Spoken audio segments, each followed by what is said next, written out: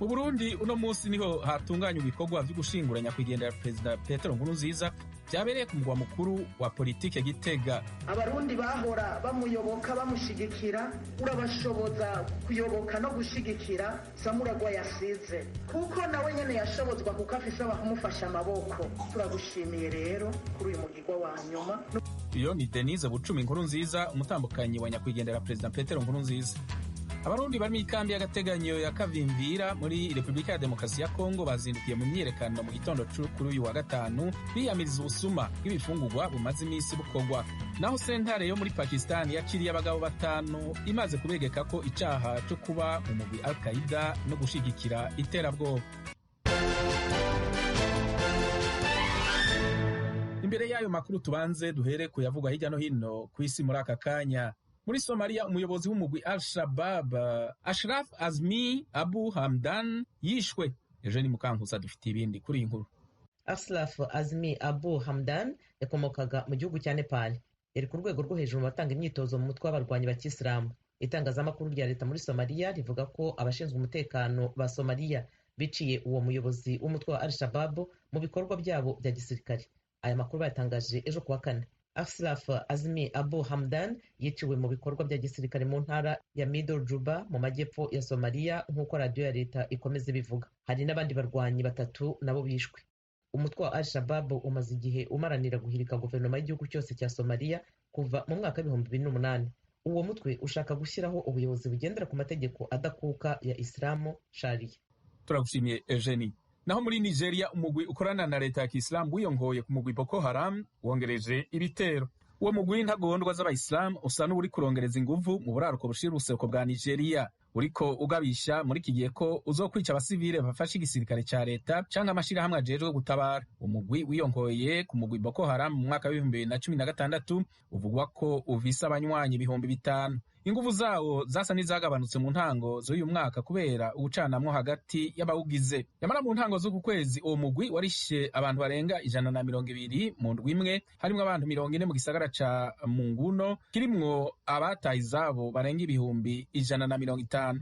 Umugwi Boko Haram mu bitero vyawo ushimikira ku bibanza vya gisirikare n'abasirikare. Yamara uwo mugwi waragize kandi ibitero ku basivile ukoresheje ibitero vy'amabombe vy'abiyahuzi kenshi bikorwa n'abana b'abakobwa. Igisirikare ca leta caragize intsinzi kibifashijwemo n'abanyagihugu bifuza ko uruhagarara n'ubwicanyi bihagarara muri ako karere. Muri Pakistani sentare yaho yakiriye abagabo batanu imaze kubegeka ko icaha co kuba mu mugwi Al-Qaeda no gushigikira iterabwoba. Ibindi turabibwirirwa na Geoffrey Mutagoma. Itangazo ryaturutse mu ishami rishinzwe kurwanya iterabwoba mu ntara ya Punjab yo muri Pakistan ryavuze ko buri umwe muri abo yahanishijwe igifungo cy'imyaka 16 n'ihazabu y'amafaranga. Imitungo yabo bwite nayo yafatiriwe. Urukiko rwabahamije ibyaha byo gutanga amafaranga ashyigikira iterabwoba, gutunga ibisasu biturika, kuba mu mutwe utemewe n'amategeko no gutunga inyandiko zawo. Uko ari batanu bafatiwe mu mujyi wa Gujaranwala mu mpera z'umwaka ushize. Ikinyamakuru Dawn cyandikirwa muri Pakistan kivuga ko bayoboraga ishami ry'umutwe wa Al-Qaeda rishinzwe itangazamakuru muri icyo gice. Umuryango mpuzamahanga ushinzwe kugenzura ibikorwa bishyigikira iterabwoba mu buryo bw'amafaranga washyize Pakistan ku rutonde rw'ibihugu bigomba guhozwaho ijisho, uyisaba guhigisha uruhindu bene ibyo bikorwa ahariho hose ku butaka bwayo. Ayo yari amwe mu makuru avugwa hirya no hino ku isi. Mwananya kumviriza radiyo ijwi rya Amerika i Washington DC mu Kirundi no mu Kinyarwanda. Abashobora kudushikira kuri internet ni kuri wezi3 radio yacu voa.com.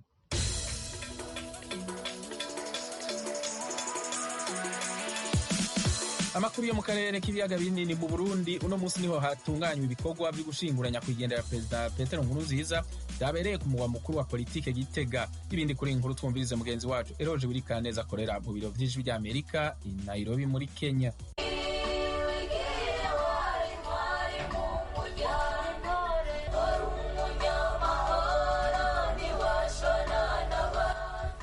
indirimbo zo gucura intimba nk'iya korale y'abakozi bo kirimba ca perezida nizo ziriwe zirasamirana ku kibuga citiriwe Ingoma ku mugwa mukuru wa politiki Gitega habereye imihango nka yose yo gusezera irya nyuma perezida Pierre Nkurunziza. Evariste Ndayishimiye umukuru w'igihugu yamusimbuye yahagije ubutwari bwiwe amugereranya na Ntare Rushatsi umwami wa mbere w'u Burundi hamwe n'izindi ntwari nka Rwirwa Gasore yagwaniye ukwikubukira na Melchior Ndadaye yazanye demokarasi. Yavuze ko ahomvye umukunzi akaba n'umuhanuzi w'ikirenga. Ntiturizwa n'ubusa turizwa n'ikirukuri turirira umukunzi yadukunze ururengeye ubwo tumukunda. Nkurunziza ari inkinzo ikingira itekane ry'akarorero k'indongozi nziza n'umukunzi soma mbike umukunzi pampe w'u Burundi. Iyi Imana yari kutugisha inama habanamba suwe twari gutanga. Umurimyi w'amasaka ntatangura kugesa ibishishi ahera nyabona kuyarimwo. Reka twiremeshe mu kuvuga tuti wamwiyegereje kare kuko ari umweranda abanyakibi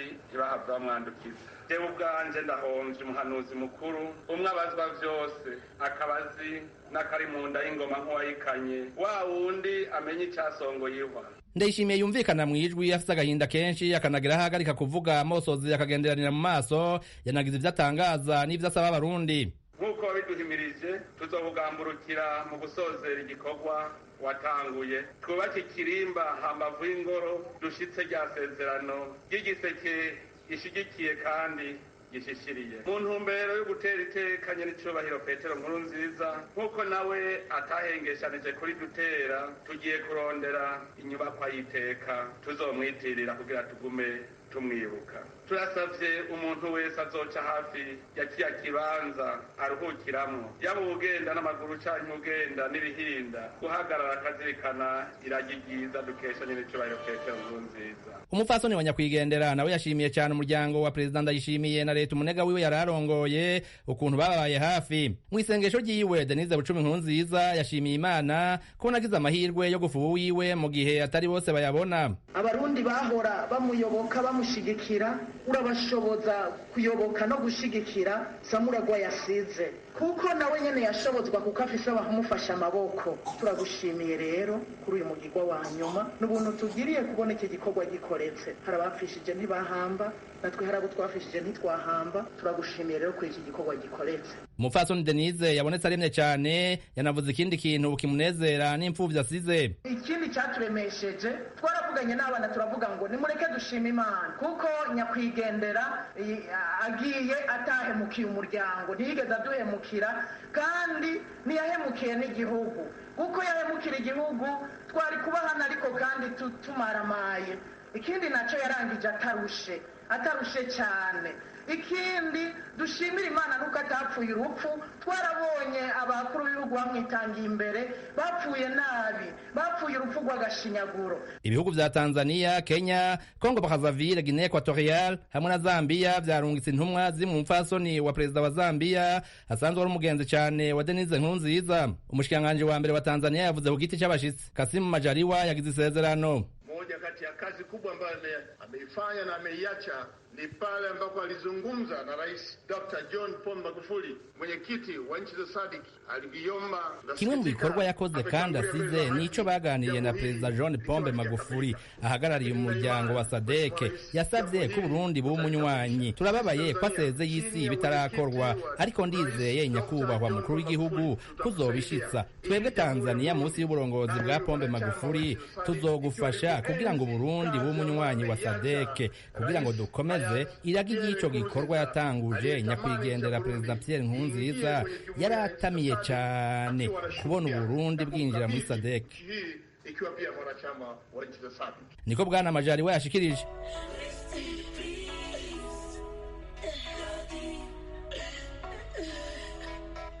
Perezida Nkurunziza yasandavye kuwa 8 ku kwezi akaba yokwije imyaka 56 mu kwezi kwa 12 uyu mwaka. Asize umukenyezi n'abana 6. Umuhungu we w'imfura Keri Nkurunziza akaba ari mu ntwazangabo z'u Burundi afise ipete rya lieutenant n'uyu munsi akaba yabonetse mu mihango yo gufubase yambaye impuzu za gisirikare. Eloge Urikaneza, Ijwi rya Amerika.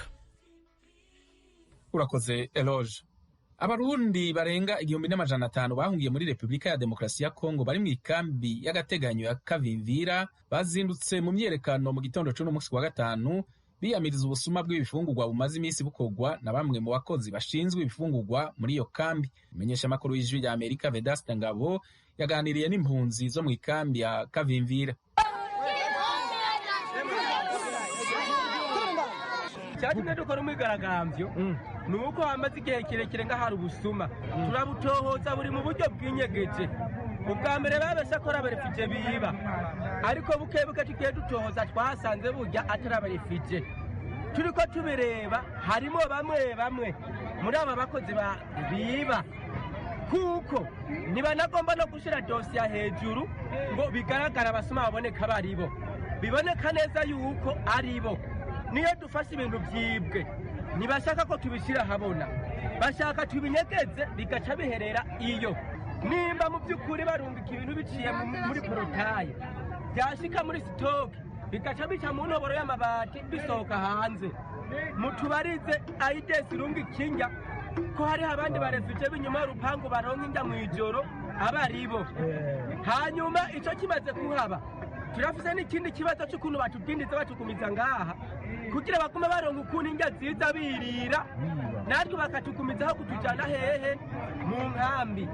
Batugize nk'urudandazwa, turi abantu bameze nk'abanyororo bafungiye ahantu kugira baronke ukuntu baturira ibintu biturungikira, batukoze nk'urudandazwa. Ikibazo cyabaye muri iyi kambi ya Kavimvira y'abarundi bari ngaha muri iyi kambi ya Kavimvira.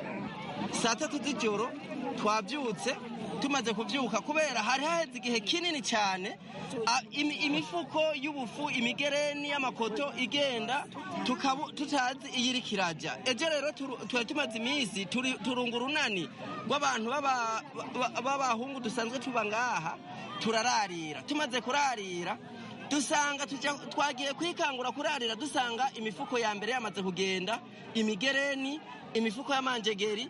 Tugiye kubatesha abandi bagenzi babo baca batangura kudutera amabuye.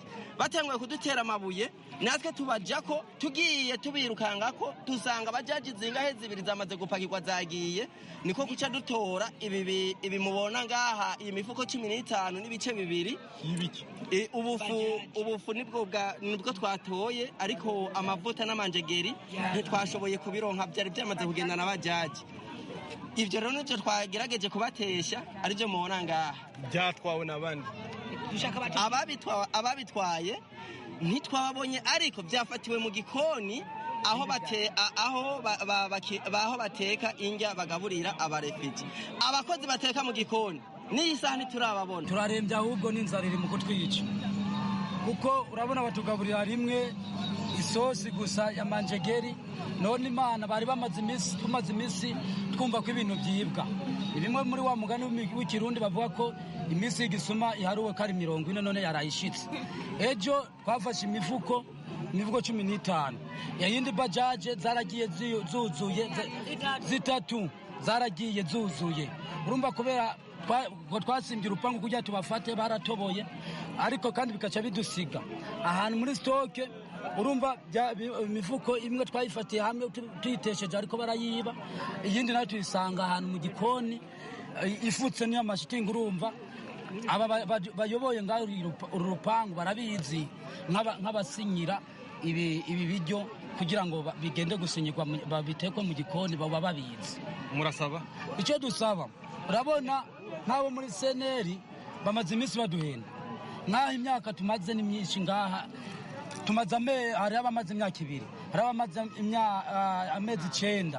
Amafomu yarataye garani, baduha n'ubu bunuze, baduhaye ubuntu bw'inzira buzomutumaza namba tuzomara iyindi myaka 2.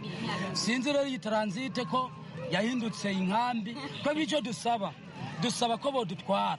Urumva ko batudindiza ngaha kubera baturira ibyacu. Urumva biragaragara, kuko uravye ukaraba iyo nuzenya, ukaraba iyo mifuko yose ingene ingana n'ibindi byagiye. Urumva ko baratwicisha inzara, nicyo gituma banka ko tugenda kubera baze bararya ibyo biryo. Ingaruka bigira ni kubera abana bacu birirwa gusegigara amabenge ni murongwe bakirirwa babafunze, batugaburira isosi y'amanjegeri, ubugari bakaduha agataye kamwe, ibindi baguma babyiba.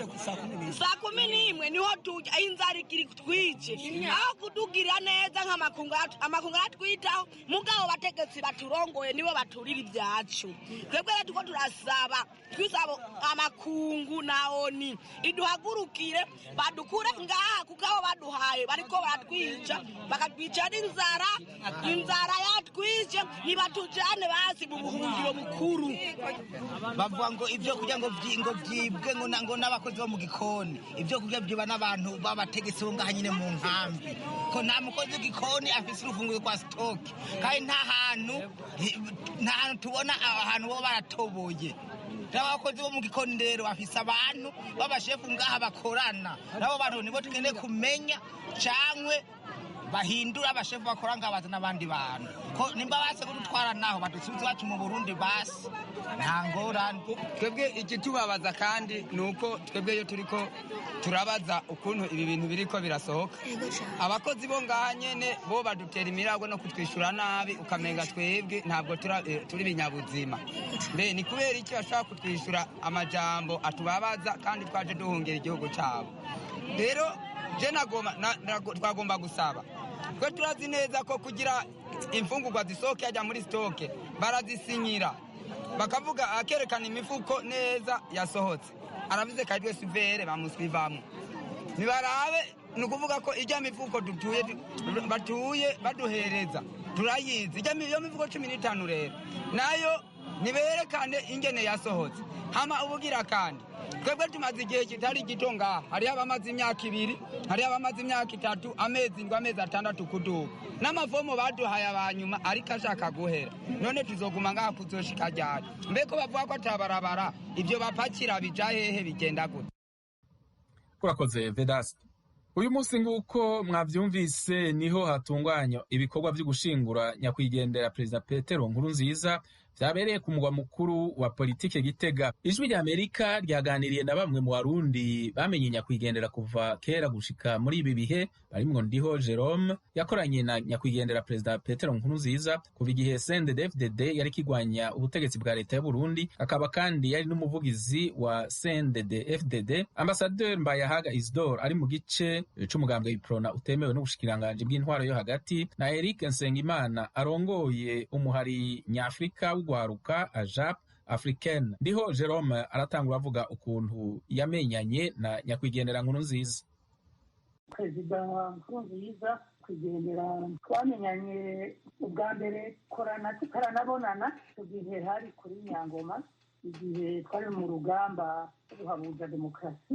Hanyuma rero twarabonanye maso mu yandi hari kuri Ndayikengurukiye, niwe yatwara CNDD icyo gihe bwa mbere twabonana hari mu kwezi kw'indwi muri Arusha. Twari twamutumiye ko kugira ngo duhurireho n'abategetsi b'umuhari CNDD, harimo Ndayikengurukiye, Rajabu n'abandi natewe.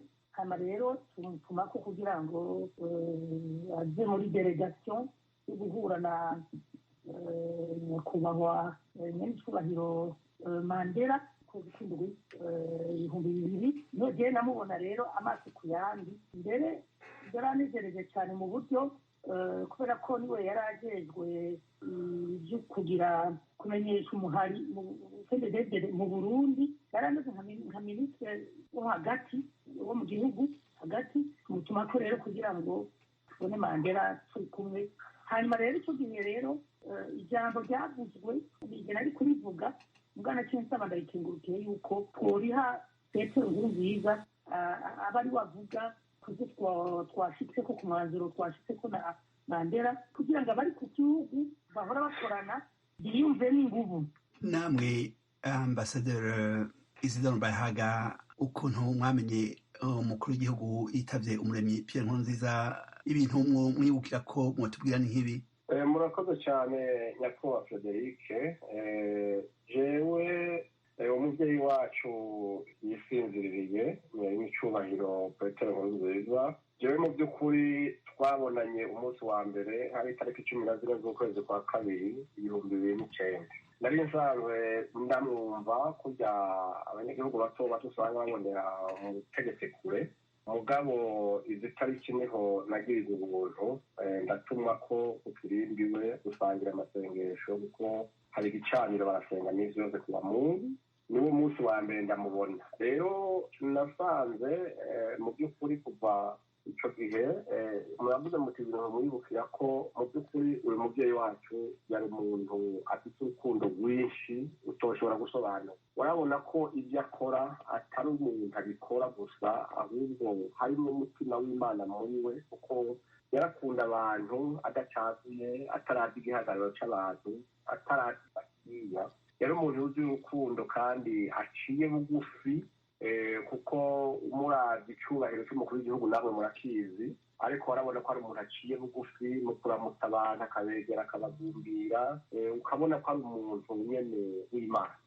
Icyo rero twarakimweyo kandi mu rugendo rwe rwose je kuva ico gihe ndamubona yigeze ahinduka. Yari umuntu yuzuye impuhwe. Iyo yumvise umuntu yagize ibibazo warumva ko adaceceka, yarahaguruka akabaza ati mbega naka bimeze gute. Ukabona ko ari umuntu agize urukundo akunda abantu akongera agakundisha abandi. Warabona ko ari umuntu muri we ari umunyamahoro, ari umuntu yiyemera kandi azi yavuye azi yagomba kujya. Warabona ko ibintu byose akora abikorana umutima uri mu nda. Yari umuntu w'umugabo koko abushitse. Hanyuma ikindi naco tutodeha, yari umuntu w'ibikorwa, yarakunda ibikorwa cyane akongera agakundisha abandi ibikorwa, akababwira yuko amaboko yabo yakeza gutera imbere. Nagenda kumenyesha yuko uyu mubyeyi wacu akiza kera hariho imigani baca yahavuye ahindura. Bazo kera bavuga ngo ukize akiri iwabo. Wasanga abategetsi benshi bo hambere ugiye iwabo wasanga ariho hateye inyuma hatagira ikintu na kimwe, ariko wewe yavuze ati ukize akiza iwabo. Ni kuva ku ntwaro yiwe watanguye kubona ahimiriza abantu bose yuko bajya guteza imbere aho bavuka. Ububwiye kuraba amaprovensi yose wasanga hari higanwa ry'iterambere kuri we. Wasanga kenshi abantu baduze iwabo abategetsi atanu bafise n'icyumba araramo muhira, atahubatse n'akazu ka sugumwe keza. Mugabo ubuye urabona ko abantu benshi bashika mu ngo zabo. Yarabahimirije kuba yari umuntu rero atiyereka, yari umuntu vrema kuvuga ibintu byiwe twobivuga amajoro agaca n'imirango icira kubisigaye ntatwaye umwanya abandi. Yari umuntu w'urukundo n'ukuri, akunda imfuvyi agakunda abapfakazi, ku buryo twagiye tubona ibintu tutari bigere tubona na rimwe, aho usanga ku kirimba cy'umukuru w'igihugu hariho irero ry'imfuvyi. Basanga imfuvyi z'ubwoko bwose, abana babyawe n'abarwayi mu mutwe bagataza, canke babyagwa n'abakobwa batagira imitima bakabata ku mayarara. Iyo abimenye yavuga ati nzanira abo bana n'abana b'igihugu ndabareka. Ivyo rero n'ibintu twagiye tumubona ko byinshi tuja turabivuga mugabo duhana ijambo. Murakoze. Egomwe namwe Eric Nsengimana, ndazi ko muzi neza cane nyakwigendera Pierre Nkurunziza. Ikintu mwobwira abatwumviriza n'ikihe kuri uyo mushintahe itavye muri? Murakoze cyane. Ku bijyanye na nyakwigendera umubyeyi wacu nyamicubahiro Petero Nkurunziza, ikintu twe twomumenyera ko nuko nka jewe yaranyakiriye akatari gake mu biro vyiwe, antera intege mu vyo ndiko ndakora, akambwira ati uri umugabo, ati ibintu uriko urakora ni ibintu bikomeye cyane mu kwaruka, kandi uravye abakuru b'ibihugu bagiye bahaca ntivyakunda ko nk'ibintu uriko urakora uri nk'umujene nka je mvuka mu cankuzo zacindajuru hariya, utagira umuntu wo hejuru agushikana ku mukuru w'igihugu ngo mushobore kuvugana, canke udafise novuga igihagararo gikomeye mu gihugu ngo ashobore kukwakira canke agutelefona akubaze ibikorwa uriko urakora ingene biriko biragenda, akagutera intege ati ingorane uriko urahura nazo twese twarahuye nazo, na wewe komeza nuko igihugu bagiteza imbere.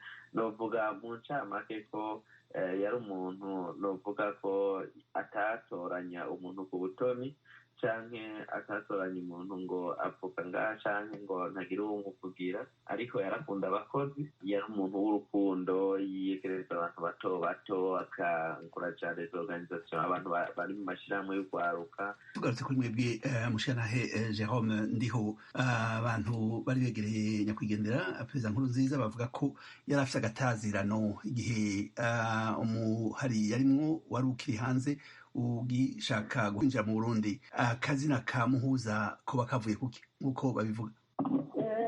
Bamwise umuhuza kubera yuko ku rugamba rwo guhabuza demokarasi bagiye mu ishyamba biragoye ubuzima.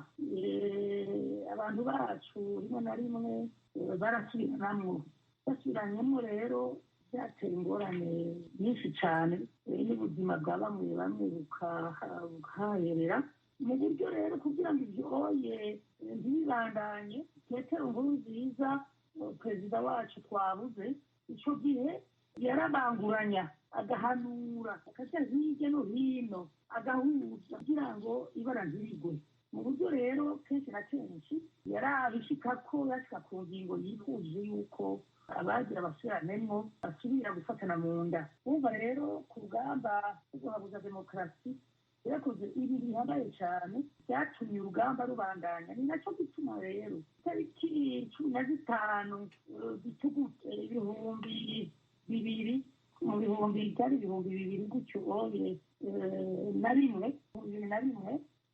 mu kwezi 15 Gitugutu, icyo gihe rero nicyo gituma abo bari kumwe na cyane cyane Adolphe Ngirimana na Rajabu, abo nibo bari hejuru cyane.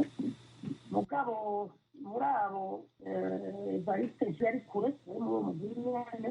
Abo rero nibo baciye bafata ingingo yo kugira ngo bamugire kizigenza.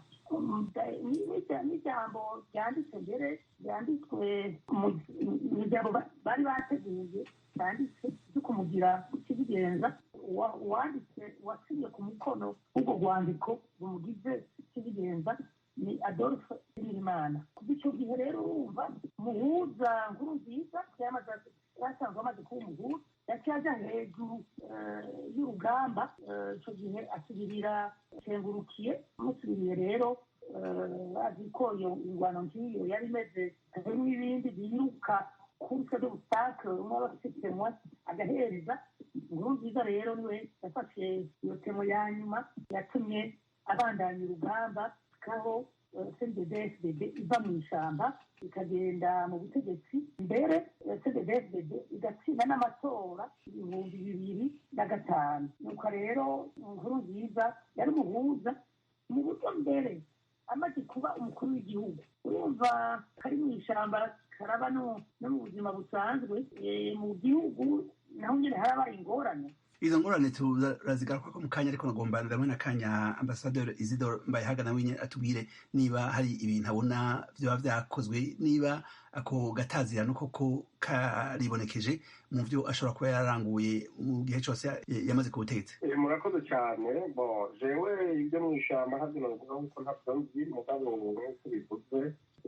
Burya iyo umuntu ameze uko nyene akunda guhuza abantu ibihe byose abayeho urabimubonako. Rero warabona ko kenshi abantu ngaha yumvise hari amatati hagati y'umuntu n'uwundi, yarakunda kuhamagara uwo muntu, akahamagara n'uwundi akavuga ati vyoba vyiza mutabandanije ivyo bintu ndiko ndumva, ahubwo mugahuza mugakora mukamenya mwese yuko muriko mukorera igihugu.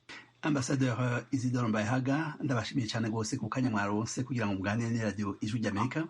Natwe turakengurutse cyane ry'Amerika ndahindeshanya kuduha ijambo kugira ngo tubihe dushikije ku byerekeye ubuzima bw'igihugu cacu. Murakoze cyane. Mushigantahe Ndiho Jerome, mwakoze cyane rwose ku kanya mwahaye radio Ijwi ry'Amerika. namwe turakengurutse yuko mwaduhaye akanya. Nshuti z'Ijwi ry'Amerika ni